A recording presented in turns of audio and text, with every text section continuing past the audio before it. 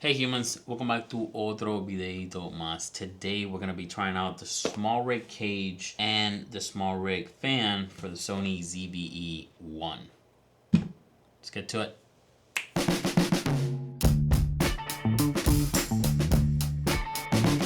Alright, so as we all know, the Sony ZV-E1 is actually a very powerful camera. But that being said, it also gets really hot. Oh, that's hot. That's hot. So if you ever planning on rigging this out for whatever reason, you're definitely gonna need a fan. And if you're gonna rig it out, you need a cage. So we're gonna take this cage out, we're gonna try it on, we're gonna use the fan, and I'm gonna run some tests on the heating and see how it does. Will this actually work on keeping the camera cool for as long as possible? We'll see. Because if it still overheats with the fan, is it worth it? Not to me. The goal is to overheat this camera while using the fan. The hope is that it won't overheat ever while using the fan. So we're gonna get started. We're gonna open up the SmallRig cage first, because obviously without that we can't really put anything on. Let's take this cage out. All right, so in the box, you get the cage, obviously. Duh. And you get the infamous clamp for the HDMI micro, of all things. The HDMI micro, our favorite, isn't it? And then we also get an Allen key because, well, I guess we're gonna use it. Now, I also got the fan because, again, overheating. So we're gonna open this up real quick, see what we get in the box. Ooh, that's actually nice. Ooh. They package it as much as I package stuff when I move. Very nicely. They also give you a USB-C to USB-C because this doesn't have any batteries, so you're gonna have to constantly have it connected in order to work. All right, so first impression, the grip is good. This grip is really nice compared to this. This one has this indentation right here, which actually makes it feel really nice. It makes it feel like any other A7 body. Definitely a plus right there. Now, in order to put this in here, these two slides need to be loosened in order to bring them down and clamp them on to these right here. So I'm gonna go ahead and take the Peak Design anchors off, which I should have done before we started the video, but I didn't. So let's take these off. Oh wow, look how fast I can take them out. Oh my God, oh my God. And now to loosen them, you have a key that comes included in here. It's magnetically attached. We're gonna use this key to open this up just a little bit. So let's put that in, open it up, see how it moves up and down. That's what we want. We're gonna go to the other side, do the same thing. There we go, up and down. I'm gonna make sure that the bottom thread right here is below so the camera does go through and it doesn't stay stuck. So let's try to put this in. Ooh, that was smooth. All right, so now that the camera's in, we're gonna push these up, and once they're up, we're gonna tighten them. There it is. Now we have to go to the other side, and we're gonna tighten it. So let's bring it up so it's seated properly. As you can see, it's not seated in there, so make sure it is. There we go. And now you can go in and tighten it. So now that that is tight, you can clearly see it. It's seated all the way in there. So this will definitely not be going anywhere. You also have the bottom screw. Now this bottom screw obviously will screw at the bottom of the camera. So let's do that. There we go. And it fits perfectly. Ooh. Literally holding the camera for the first time with this cage. Ooh, this feels, it makes it a little bigger, but damn, it feels so much better. And now I definitely have control. Like I have a grip. Like we have grip. Which is really nice. Obviously it makes it a little bit taller because the bottom plate and the Arca Swiss compatible, which is kind of nice to have already integrated, and this top plate right here to screw on a top handle. Now obviously from here with this cage you can rig it out. You have bottoms, you can attach handles to the side. And you know, normally with the Sony ZV-E1, obviously if you're gonna rig it up, you probably won't be using this, but if you're just taking this out on your day-to-day, you'll probably have the little cat on top of the mic. So you have not one, but two cold shoe mounts. You got one here on this side and you got one on the other side, which is great. And your Peak Design anchors can go right here and right here. So that's pretty great if you're just taking it out for the day. That way you don't have to take the cage off, and it's not that much bigger. but it feels oh so much better with the grip. Like this is super nice. Now if you are using the HDMI micro, then you're gonna need this to kind of hold it together and make sure it doesn't go anywhere. So this will screw in right here on this side. There's a little latch right here, a little tab on the side right here. I don't know if you can see that. That tab is gonna go right on there so you can actually screw it in. So let's do that. So now when that's in, all you have to do is unscrew it a little bit, tighten it, and make sure the cable is tight in there so the HDMI doesn't actually come out like it always does. And it'll help it so it doesn't break. Because if you damage the HDMI port on the camera, then that's gonna be a costly mistake. So with this grip, it totally feels like I can hold a 7200 easy with no problems. Let's try it out. Let's get you right in there.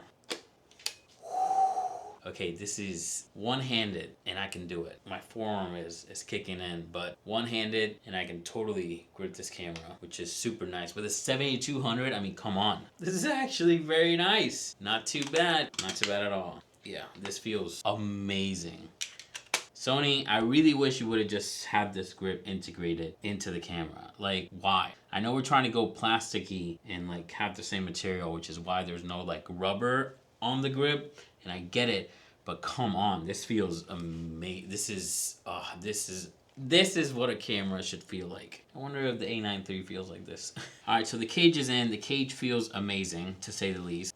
In my opinion, if you use a little bit of heavier lenses, like the 16-35 or the 51.2, any of those that are a little bit heavier, then this cage will definitely help you on your day-to-day. Like, it's a lot more comfortable. Say you're gonna rig the camera up, you kind of would want to do because you have a Sony a7S III sensor right there. Why not rig this up? You can totally do it. You have the power, but with this camera, you don't have the cooling, which is where the fan comes in. Fan looks sleek, it looks nice, not too bulky, and it has a silicone pad in the back. And right now it's covered by this film, but if we take this off, so this right here will sit on the back of the camera right here. And the nice thing about this SmallRig fan is that technically you don't need the cage to go with it. You can get the SmallRig fan by itself and it works just fine. As you can see, it just clips in, which is perfect. And if you want to take it out, all you have to do is push it towards the screen end and then it lifts up. And if you want to put it back, just put it in. And now it clicks back in. So it's very easy, very simple. And you can rotate your screen right to the side, which is how normally you would set it if you have a rig. If you want to protect it a little bit, I guess you can go like this, but you got to be careful because if you go too far in, if you push it too far in, you will be hitting the screen. So be careful with that. Me, I always leave it out because it's an extra display I can look at in case I'm in a weird position and I need it. This fan is to be used when you're doing long-term recording, which is normally when you would rig it out. Now, there's a few things about the fan. Cannot connect it straight from the camera to the fan. It will not power. I have tried any which way. It doesn't matter which USB-C mode you have it on when you connect it. Doesn't matter, it will not power on. So there are a couple options. I'm gonna show you the first one. V-mount batteries. I think this cost me like $3.99 or $2.99. I don't know. It was expensive, so be careful what you wish for. This is what we typically use to rig up anything. Any camera that you're gonna rig up, any lights that you're gonna rig up, like these two pointing at me. If I was not close to power, I would use these to power them. So these are very useful, very expensive, but very useful if you're on the go and you don't have power everywhere you go. This will be mounted to the back of your rig and you would have power drawn from this battery. So they do have a power delivery out, which we will try to use for the fan. So attach it to here, to the V-mount battery. Let's turn the battery on. It says 91%, which is quite a bit. It is working, which is awesome. And as you can see, it does have an indicator light. The indicator light right now is blue, which means enhanced cooling. There's also green light, which means regular mode. There's red flashing light, which is basically showing you that there is an error. And then red light is just standby mode. I don't know if it sounds louder or not. I really can't tell. It sounds pretty low. And this is if I'm like really close. I don't know, for the most part it sounds pretty low, not too harsh. And one thing that might worry you are micro jitters because there's a fan going. It doesn't really feel like anything. You don't really feel like something's moving. So this is well balanced. It's actually all metal, so it gives you like a back counterweight when you have a heavy lens on front. So that's kind of nice. But yeah, when it comes to the feel, the look, the versatility of this cage, this is pretty good. The fan is looking pretty amazing so far, working pretty good, no issues. It's kind of awesome because you can literally just pop it right out. It's still going, but you know, you have it. Ooh, definitely cold to the touch. And back here, actually cold to the touch as well. After a little bit of regular 120 frames per second at 4K with no fan, no camera charging, a fresh new cold battery, and the camera super cooled down. I left it with the fan on for a while. I think it was like 30 minutes. The camera only lasted actually 12 minutes before it overheated. Now it's time for the true test. Will this fan actually make it so this doesn't overheat? Now the way I'm gonna do this, I'm gonna put a 250 card in here.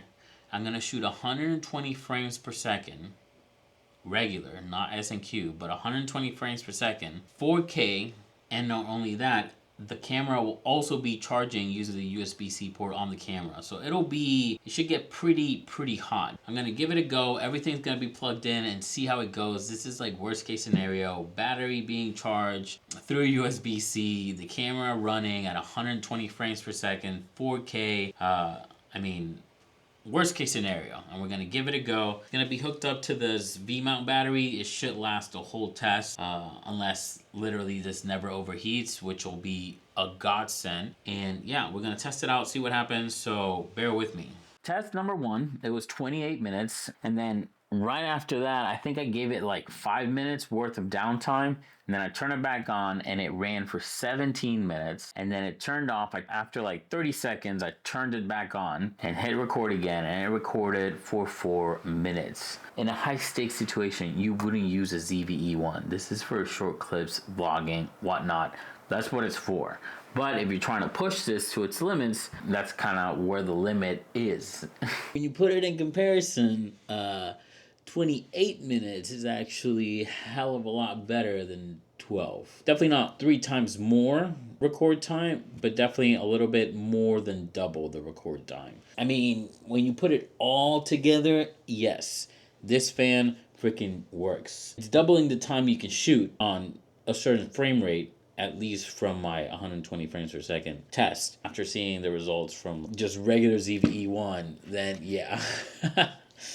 Definitely, the fan definitely does help. I'll give it to you, SmallRig. It's pretty good. And guys, when you actually like turn this on, this back part right here actually gets cold. Like cold as in like an ice cube cold. You know what I mean? It gets cold right now. Yeah, actually, I do have a temperature gun. Let's get the temperature. I do have a temperature gun. Give me 1 second. Let me get it.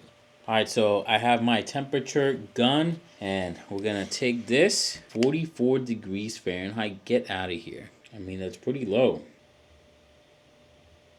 Right there, you see the min right there?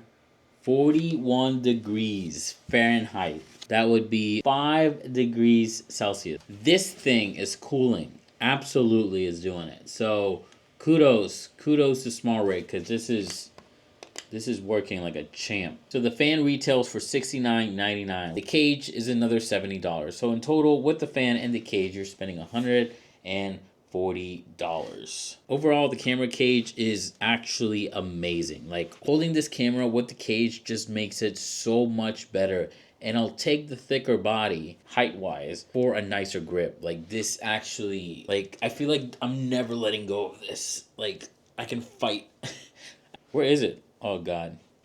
There it is. Oh, shit.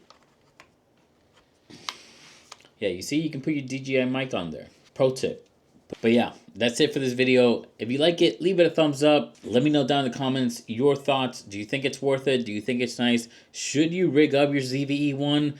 Is that really necessary? I mean, if that's the only camera you have, I don't know. You tell me. Let me know what you want to see on the next one. It might not be the next one, but the next one or the next one after that. I'll try to make it happen. But yeah, that's it for this video. Thanks for watching. Hasta la próxima.